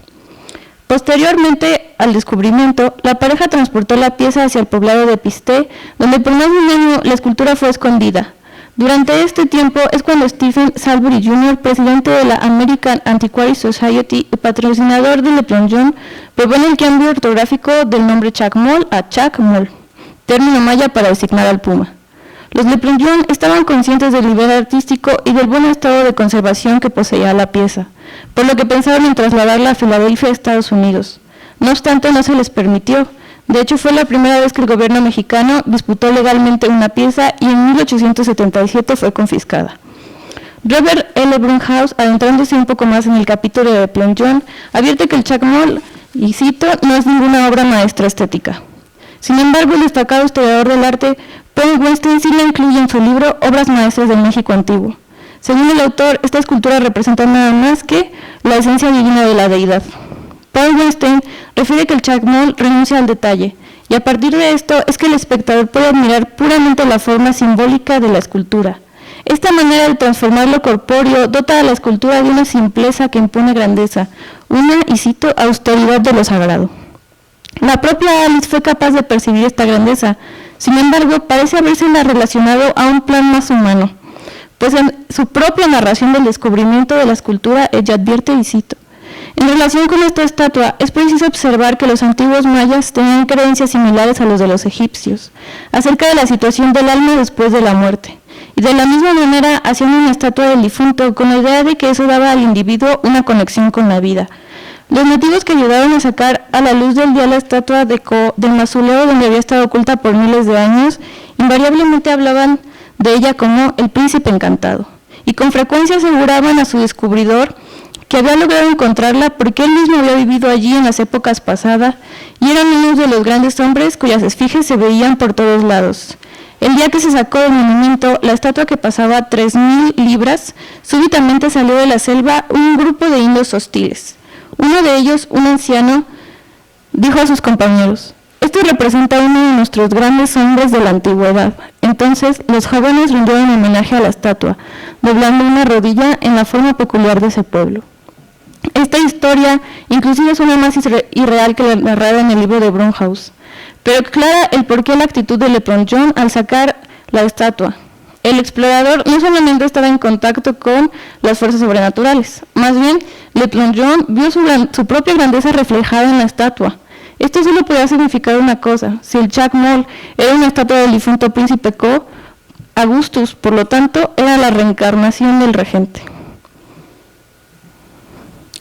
Así pues, si Augustus fue el príncipe Co, la razón lleva a la conclusión de que Alice debió ser la reina Mu. Parece difícil de creer que en pleno siglo XIX, siglo de la razón, llegaran 12 arqueólogos a formular semejante historia, que igualmente, de todas formas, no fue bien aceptada en la comunidad académica. En el caso de Augustus Le Plongeon, es fácil rastrear los pilares de su pensamiento. El haber leído la obra de Charles Boissier de Bourbourg, la masonería y el espiritismo jugaron un papel muy importante en sus teorías. Aunque por su cercanía, Alice pudo haber compartido un modelo de pensamiento similar al de su marido, la viajera elaboraba sus obras con base en la cercanía de los objetos, y esto es lo que produce una resignificación de estos. Vanessa Mizares, en su artículo Materiales de viaje, la función de los objetos en las fotografías, ensayo y diario personal de Alice Dixon Le Plongeon en Yucatán, examina las descripciones y el papel de los objetos encontrados en los viajes de Alice, pues según la autora, los objetos con sus usos interfieren directamente en la identidad de la viajera. Por ejemplo, el caso de su vestimenta, al usar un pantalón y unas botas debajo de su falda amarrada para permitir mejor movilidad al momento de explorar las ruinas, la falda, como cosa en su nuevo lugar y función, aportó a Dixon asociaciones, actividades y obras de lo más diversas, a las que posiblemente no hubiera podido acceder en su traje de dama londinense. La viajera tiene ese acercamiento con los objetos para dar sentido al choque cultural entre su origen y los usos que estos pudieran tener, como es el caso de su visita a las ruinas de Uxmal, donde reflexiona al encontrarse frente a estos monumentos. ¿Qué objetos serán los que definen nuestra identidad en manos de futuros estudiosos? ¿Cuánto dicen estos objetos de nosotros? Augustus Le Plongeon tenía un acercamiento diferente, una visión levemente arqueológica hacia los objetos, mientras que Alice pensaba en los usos y el sentido de los mismos, como en el caso de su poema épico, El talismán de la reina Mu, publicado en 1902. Todos los objetos mencionados anteriormente se encuentran retratados en el poema de manera mítica. No solo la percepción de las cosas cambia en la relatoría, sino también en su percepción del espacio y del tiempo. Por ejemplo, en su libro de viajes, Aquí y allá en Yucatán, la autora juega con el aparato narrativo intercalando tiempos pasados, presentes y futuros, datos científicos duros, leyendas del lugar y comentarios sociales. En el caso de Dixon, se trata de una fantasía del lugar.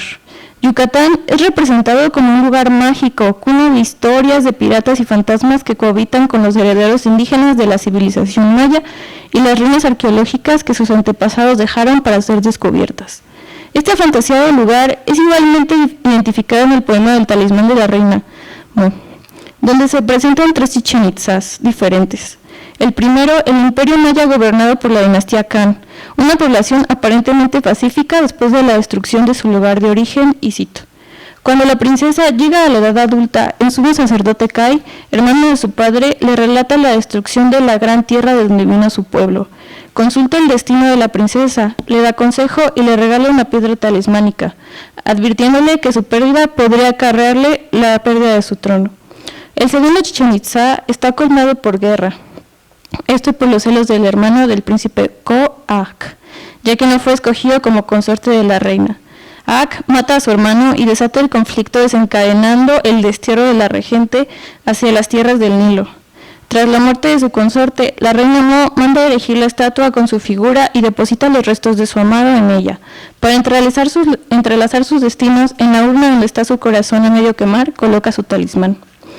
El tercer Chichén Itzá es el abandonado. Son las ruinas visitadas por Alice Dixon y Augustus Le Plongeon, donde aún rondan los espíritus del pasado, quienes se comunican con la pareja, mediante el talismán o los objetos.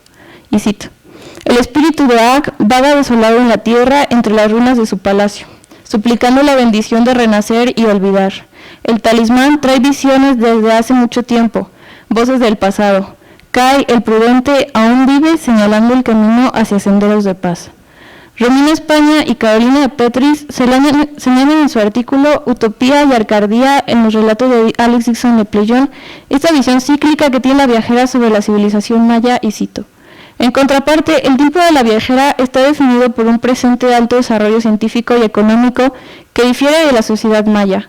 Este distanciamiento temporal entre el tiempo moderno de la viajera y el Yucatán primitivo de finales del siglo XIX es lo que refuerza en ella una visión exótica del entorno recorrido que, de un lado, le origina un fuerte sentimiento nostálgico y del otro, un acentuado extrañamiento hacia los habitantes de la región, el cual contempla un distanciamiento de la sociedad maya degradada como resultado de su contacto con la sociedad occidental.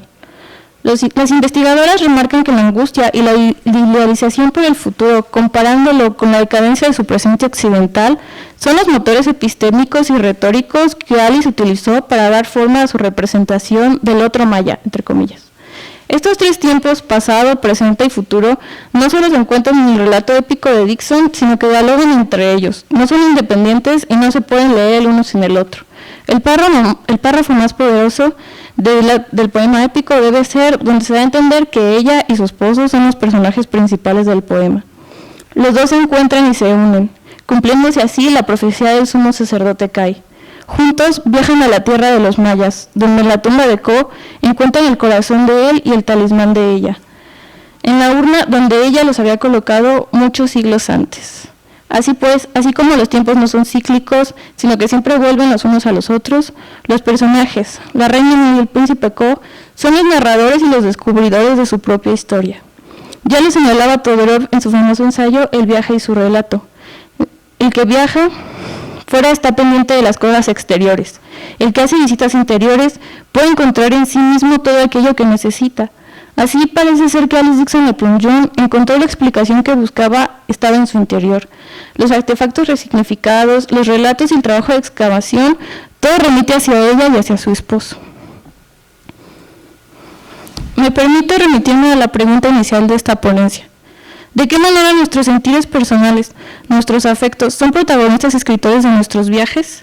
Lauren Gustav Desmond, antes de leer los diarios de Alice Dixon Le Plongeon, se preguntaban: No había nadie vivo que supiera cómo una mujer joven y de voluntad fuerte había elegido pasar su vida con August, o cómo ella había tripulado las barricadas contra un asalto maya de Chan Santa Cruz, dirigió equipos de excavación, fotografió personas y sitios arqueológicos, recibió honores del cuerpo diplomático en la Ciudad de México y dio conferencias durante más de 25 años sobre los antiguos mayas y el pueblo de Yucatán. De algún modo, Alice Dixon LePlongeon pudo emanciparse del rol pasivo de acompañante, imprimiendo su propia visión en su trabajo, sin embargo, no dejando de lado sus afectos. Tal como lo explica Gilles Deleuze en su libro Crítica y Clínica. Escribir no es contar los recuerdos, los viajes, los amores y los lutos, los sueños y las fantasías propias. Sucede lo mismo cuando se peca por exceso de realidad o por exceso de imaginación. Prosigue con escribir también es devenir, otra cosa que escritor. Aquellos que le preguntan en qué consiste la escritura, Virginia Woolf responde: ¿quién habla de escribir? El escritor, no. Lo que le preocupa a él es otra cosa. Esta otra preocupación, la de Alice, la que logró que describiera Yucatán y lo encontrara como un lugar mágico o proclamarse una extinta regente, pudo haber sido su curiosidad, su intelecto, su manera de escribir al otro desde el su propio, desde su amor conocido. El Chacmol inspiró otras creaciones literarias. Su llegada a la ciudad de Mérida fue motivo de celebración, pero fue Alice la primera en convertirlo en leyenda. Muchas gracias.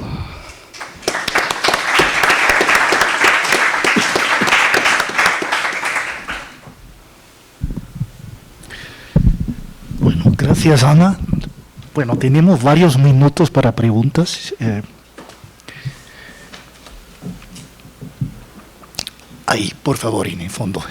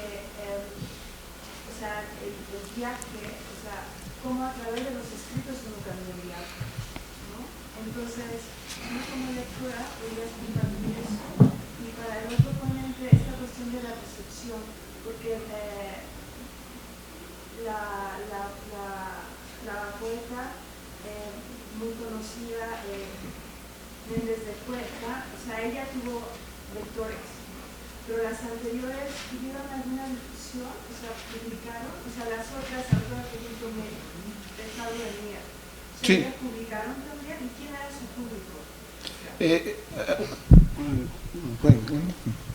¿Sí me escuchan bien? Las tres hay que tomar en cuenta que los laboratorios, como dice Beatriz, los laboratorios ya son las revistas y publicaciones periódicas, ¿no? Y es donde estas viajeras, estas mujeres comienzan a publicar, ¿no? Laura Méndez de Cuenca, como vieron, es la última de las viajeras que menciono y es la profesionista, ¿no? Ya es como que la consagración de todo este proceso que estamos estudiando, cuando ella ya comienzan a asignar ya de ser corresponsal, por ejemplo en Estados Unidos, para ir a estudiar el sistema educativo. Hay que recordar, por ejemplo, que a Manuel Paino lo mandan en el 39 a estudiar el sistema penitenciario también en Estados Unidos, ¿no? En el 39, ¿no? Y mandaban puros hombres, ¿no? Entonces ahorita ya empiezan a tomarse en cuenta las mujeres. Es importante que esta Laura Méndez de Cuenca tiene también sus propias revistas, ¿no? Es directora de sus propios medios. Eso es súper importante. Las hermanas son muy jóvenes y publican creo que 15 o 20 años después publican estos libros, estos 4 volúmenes, 172 capítulos, y solamente estos 2 periódicos que mencioné se ocupan de publicar como 40 capítulos. Dicen, acabamos de recibir el capítulo del 80 al 90 y se van a publicar próximamente, ¿no? Y uno lo está buscando, pues nunca los encuentra, ¿no? Entonces tenemos esta esta información. Entonces lo que hay que buscar, si eran por entregas, si se estaba haciendo el libro, ves que se entregaban, se hacían las entregas, luego ya tú coleccionabas todas las entregas, llevabas incluso al periódico a que te lo encuadernara, ¿no? Ya tenías tu volumen, ¿no? Las tres están publicando. Las dos primeras, las jovencitas y la Isabel Pesado de Mier, son gente de mucho dinero. De hecho, el esposo de Isabel Pesado de Mier viaja a la Exposición Universal en 1855 y es uno de los pocos mexicanos que compra un piano allá. Por ejemplo, recuerdo esto en el libro que escribe Manuel Paino de Viaje a Inglaterra y Escocia, ¿no? Menciona en una nota de pie de página que Limantour, él fue allá, estuvo allá, lo vio allá y compró esto, ¿no? Ellas ven, lo que queremos demostrar en este texto es que cómo se va construyendo este caminar, ¿no? Pero este caminar lo ven estas mujeres como un acto motor, ¿no? Tomamos el vapor que caminó a tal punto, ¿no? Tomamos el tren que caminó, ¿no? Nunca ellas lo hacen como un ejercicio de recreación o espiritual, ¿no? Son estos yo creo que entran de esto de lo que le llaman los pasos perdidos, ¿no? Los pasos perdidos son aquellas personas que en una ciudad se dirigen digamos, de su casa al punto de trabajo, ¿no? A su trabajo, y no van reflexionando, no van haciéndose partícipe de la ciudad o siendo parte de la ciudad, ¿no? Ellas publican en todos los medios, en estos medios nada más, es lo que tenemos ahorita como referencia, ¿no? Se tiene acceso a estas obras por la colección Ida Vuelta al siglo XIX de Isabel Pesado. La doctora Asia Musina hace un estudio muy interesante.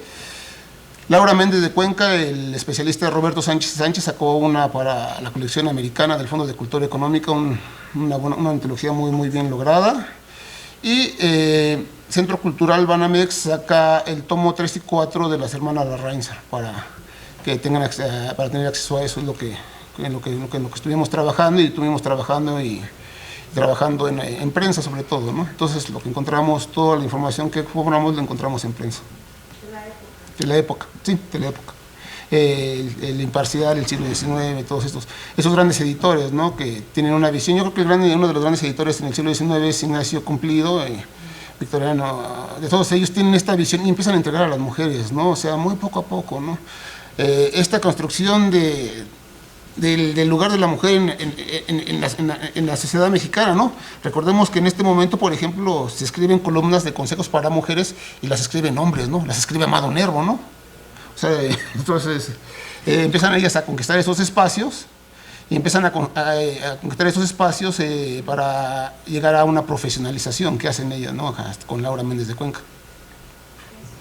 Bueno, respondiendo a tu pregunta, a diferencia de lo que dijo José de Jesús, Alice Dixon Lepleyón, pues sí tiene como un caminar muy espiritual, ¿no? Hacia Yucatán. Incluso existe, además del poema épico de El talismán de la reina Mo, también existe su ensayo de Un sueño de Atlantis, donde como que se remite más como a lo egipcio, ¿no? También como que estas historias de Osiris, ¿no? Todo el amor como prohibido entre hermanos, el desamor, todo esto, ¿no? De hecho, o sea, incluso citando a Todorov, que dice que el relato justifica el viaje, así como el viaje justifica el relato, pues claro que sí es como un caminar, ¿no? Cuando uno empieza a leer como estas obras, ¿no?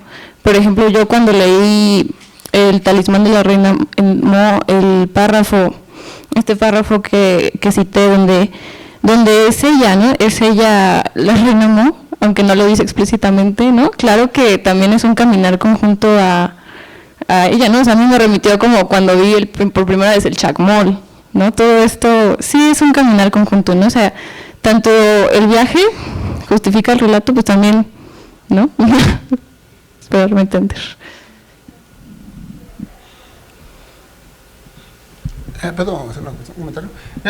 Fíjate, otra recordé, por ejemplo, algo muy importante, las hermanas, en los 4 volúmenes de las hermanas Larrainza, ellas intercalan 2 novelas. O sea, comienzan a hacer una propuesta de un nuevo relato de viajes, ¿no? O sea, a integrar 2 novelas así como para captar también la atención del lector, ¿no?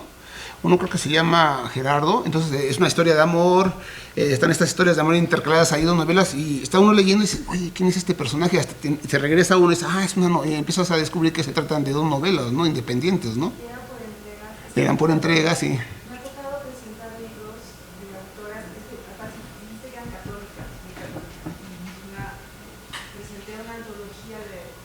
escritoras poblanas de la época, del siglo XX, y el público, o sea, la recepción era sobre todo eso, el público femenino, católico y tal, ¿no? Entonces, por eso preguntaba, ¿no? ¿Quién leía eso? ¿No? Pero ahora dijiste que estaban medios sí, más grandes. de hecho, también hay que tomar en cuenta que están conservadores, liberales, periódicos católicos con una tendencia netamente católica, ¿no? Entonces ellas buscan ese espacio que tiene esta característica de ser que apoya la religión católica, ¿no? Y lo hacen ahí. Y tienen un público, ¿no? Tienen un público porque yo encontré al menos 8 anuncios de 8 entregas, que serían alrededor de 40 entregas de los 172 capítulos. A mí me hubiera gustado ver cómo estaban diseñados en prensa, cómo estaban ilustrados o algo, no los hemos logrado ubicar, ¿no? Y creo que ellas integran un nuevo elemento al relato de viajes, ¿no? Como un género que está en ciernes y que tiene la importancia de que empiece a dar a conocer el territorio mexicano, este territorio que no se conoce, ¿no? Y que vamos a conocer a través de las crónicas de viaje o los relatos de viaje, ¿no?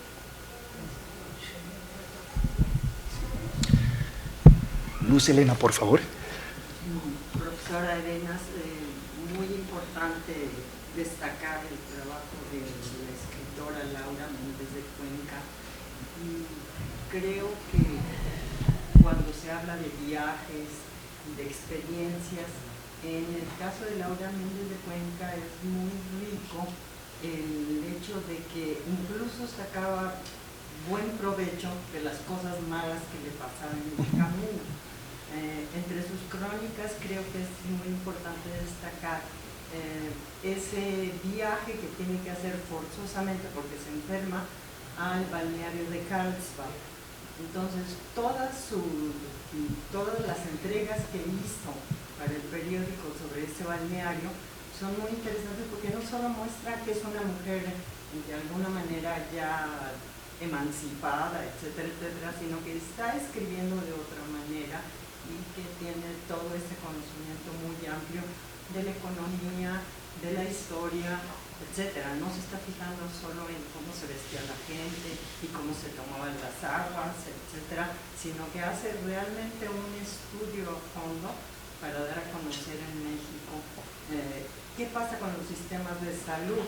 Ella estaba interesada en dar a conocer tanto los sistemas educativos, a ella le debemos la introducción del kindergarten en México, que digamos lo trae de Alemania y lo trae gracias a que justo Sierra le pide que vaya el viaje a aquellas tierras. Entonces en el caso de Carlsbad es muy importante sus observaciones para los cambios que va a haber después en el sistema de salud mexicano. Entonces, ahí yo veo que por un lado está la crónica de viaje y ese es nuestro tema, pero también unido a todo ese conocimiento de autoras como Laura Méndez de Cuenca. Y para eso pues yo recomendaría mucho toda esa colección de los viajes al siglo XIX que tenemos aquí, que es editora de estos libros. Sí. Entonces es muy interesante todo ese tomo de viajes al siglo XIX dedicado a Laura. Es importante cómo tiene conciencia Laura Méndez de Cuenca, ¿no? Cuando dice en una crónica, dice, ¿quién soy yo? Así, yo soy una ciudadana del mundo. Wow, ¿no? O sea, dice uno en este momento, decir, yo soy independiente, soy una profesionista y se lanza, ¿no? Hace unas crónicas súper importantes a partir ya desde una vista aérea, cambia ya el panorama, ¿no? Hay una nueva sensibilidad, como usted bien lo indica, doctora. Creo que el relato de viaje masculino y el femenino se conjugan y pues, nos da una visión histórica de un momento específico que tenemos que ver las dos partes para empezar a entender, por ejemplo, un poquito mejor el siglo XIX, ¿no? Porque lo entendemos a partir del relato de viajes extranjeros y los viajeros mexicanos escriben a partir de ese referente, ¿no? Los hombres sobre todo, ¿no? Y los hombres son los que son mandados a misiones diplomáticas. Cuando ella la envían a esta misión diplomática, wow, ¿no? Sé que están en Los Ángeles. No le gusta, por ejemplo, no le gusta Los Ángeles, lo critica también mucho y yo creo que una de las grandes viajeras mexicanas del siglo XIX, donde ya se conjugan todos estos elementos, ¿no? que estamos tratando de comprobar una hipótesis que para, bueno, terminamos un artículo que se va a publicar, estamos próximos a que se publique, pues para que lo tengan presente en nuestro día. Les agradezco mucho su comentario, maestra, doctora. Si me permite salirme un momentito de mi función de moderador, ya que tenemos tiempo todavía, también quisiera hacer una pregunta para Ana. Obviamente no conozco el texto, me parece sumamente fascinante, ¿no? Por varias razones. A lo mejor lo que me interesa, a lo mejor podrías caracterizarlo un poquito, ¿no? Ya que, bueno, obviamente está emparentado con el relato de viaje, pero existe énfasis sobre este género, ¿no? El poema épico, ¿no? Y me estoy preguntando entonces, si te entendí bien, ¿no? Los héroes, ¿no? Del poema, los héroes épicos son Alice y su propio marido. Entonces, y eso en la era moderna, digamos, ¿cómo están jugando con los tópicos, ¿no? Del género de alguna manera? Porque claro, el héroe épico no se caracteriza por su desmesura. Es un poco lo mismo, los científicos, ¿no? Del extranjero, viniendo a tierras mexicanas, hay una autorreflexión sobre este estatus de estos nuevos héroes épicos en eso, o también al comienzo del texto, para mencionar un segundo tópico, ¿no? La famosa invocación de las musas, es un poema científico, me gusta muchísimo eso. ¿Podrías caracterizar un poco más en términos de teoría de género? Sí, claro. Pues como dije en mi ponencia, las teorías de Auguste Le Pleyel y de Alice Dixon Le Pleyel pues no fueron muy bien aceptadas, ¿no? Ya se venía como, ¿no? De Cyril Charney y todos estos otros que sí aportaban como una visión un poco más científica, ¿no? Como que Augustus y Alice llegaron en un momento en el que como que ya había otra visión, ¿no? De la arqueología en México. Entonces, de hecho, Augustus Le Pleyel tenía un texto que es del mismo título, El talismán de la reina Mo, pero es así, no fue muy bien aceptado, incluso perdió patrocinio, ¿no? Y toda su vida estuvo muy arrepentido de no haber sido reconocido como en estas grandes ligas de la arqueología. Y mientras que Alice, de hecho, tomó un poco más de relevancia porque se le incluía más como una escritora como de ficción, ¿no? Ella fue la que como que tomó las riendas, retomó un poco como estos avances, ¿no? O sea, no los deja de lado porque en la introducción, porque el poema tiene una introducción hecha por ella, nombra, ¿no? Encontramos estos objetos, encontramos la estatua, el doctor Le Plongeon encontró esto, ¿no? Entonces sí retoma mucho como su quehacer arqueológico, pero claro que lo lleva más allá hacia como un relato como de ficción, que incluso fue más aceptado por el público general, ¿no? Incluso llevó un acompañamiento musical, libros un poco más ilustrados, ¿no? O sea, ella incluso después de la muerte de su esposo, ella es la que presenta un poco más en conferencias, en simposios, el trabajo, ¿no? Y dice, Desmond habla sobre cómo el arrepentimiento en su matrimonio, todos los años que estuvieron casados, fue que no se les reconociera como parte de estas grandes arqueólogos de México. Perdón, el doctor Vicente Quirarte, en uno de sus artículos de viajes alrededor de la alcoba, él dice cómo podemos conjugar, cómo podemos unir ficción e historia. Dice, hay dos elementos. Dice, uno es que el relato ficcional tenga una autonomía propia, ¿no? Y los datos sean pertinentes y sean bien verificados. Entonces, creo que ahí es. Y creo que ahorita que yo he trabajado un poco de relato de viajes, me parece, tengo que acercarme a este texto para descubrir cosas nuevas que seguramente van a enriquecer mi trabajo, y le agradezco a la maestra esta ponencia. Bueno, si no hay más preguntas, agradezco muchísimo a los ponentes de esta mesa y al público por su paciencia ahí. Ahora tenemos una pausa corta, creo que la conferencia magistral empieza No hay conferencia. Ah, no hay. Bueno, entonces doy por concluida esta mesa y ya veremos lo que sigue. Muchas gracias. Voy a verla. El fotógrafo...